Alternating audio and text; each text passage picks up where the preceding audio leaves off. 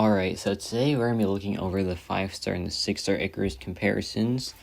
And I feel like this should explain why I barely showcase the 5-star. Because the difference in at least these health pools is insane when you compare the 5 stars and the 6-star. So I'm going to use the same synergies, which is the Odin Pre-Fights, Black Bolt, Cyclops, and then... was it Nick? I think it was Nick Fury. But I just want to make a disclaimer. These synergies are to help out the 5-star Icarus because he really needs the help. 6-star Icarus really only wants Cyclops and Black Bolt. So keep that in mind. That's like a little disclaimer that the Odin Pre-Fights and the other synergy is to help out the 5-star Icarus. Because the 6-star does not need nowhere near as much help.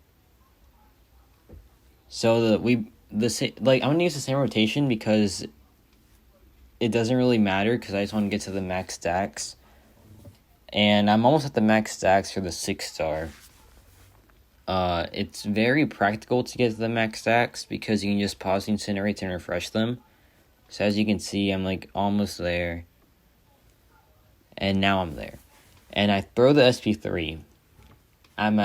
She's at 57% health. That's one big hit. That was 17%. And then the rest of the hits just finish her off. That was very good in my opinion. 128, a 310,000 SP3. Absolutely massive damage output there. Now for the 5-star Icarus, for these health pools, it is a very different story. So... I'm going to use the same rotation because no rotation can make the damage output increase when you're building up. And you're going to notice a problem once we get to our max stacks. And this problem is basically why I didn't really showcase 5-star Icarus versus any Act 7 bosses or Act 6 bosses even. The problem that I'm about to say really doesn't matter in path fights, but as the health pools increase, it will start to matter more, even in Act 8 path fights. So, we're about to get to our max ramp. We use the same rotation, I believe. We just constantly pause with the heavy attack. It's a very long pause. It's 8 seconds, which is very good, given that he has a really short heavy. It's just one hit. And now we're at max ramp, basically. We're just 7 incinerates off, I believe.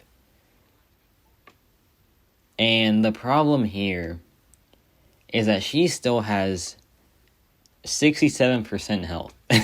That is a very big problem because now you have to just stall.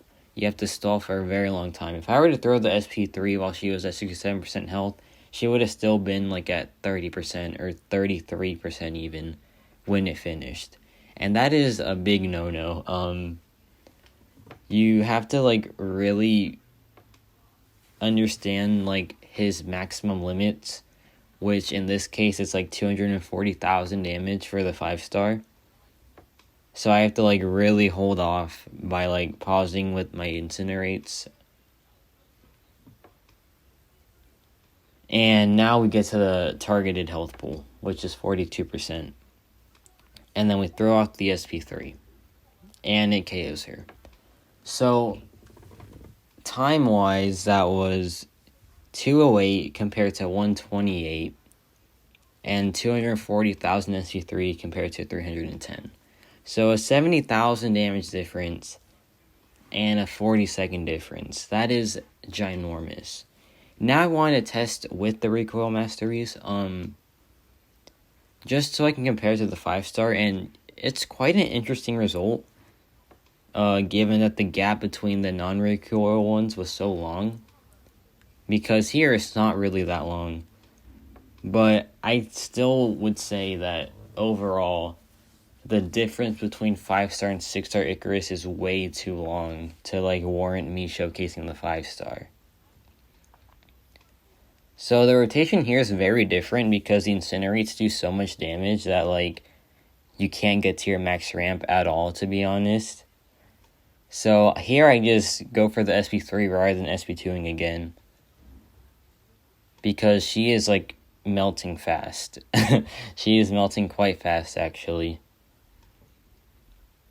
And when you put like debuff Siphoner from Mr. Fantastic, or just like anything to increase incinerate damage, like it makes a really big difference. But I'm gonna get into that in a separate video. And here I threw it at 41%. I was nowhere near the max ramp, and it still KOs her. So that was 122, and the 5-star does it in 135. So it's quite a weird scaling for the 5-star and 6-star Icarus with the recoil masteries. But in like long fights like Abyss, it's going to be a much bigger difference. And 5-star Icarus requires more special attacks to you, so you lose more from the recoil masteries. And that's just another reason why I prefer the 6-star Icarus. So yeah, in this comparison, I think overall, the difference was just way too big. And I think it was a good idea that I saved for the 6-star Icarus, so I can post more on him. And speaking of that, I'm going to try to have some more 6-star Icarus videos come out quite soon. I know y'all really want it, and y'all really want some Kraven content. And I'm going to address all that in a separate video probably tomorrow. And yeah, that's about it.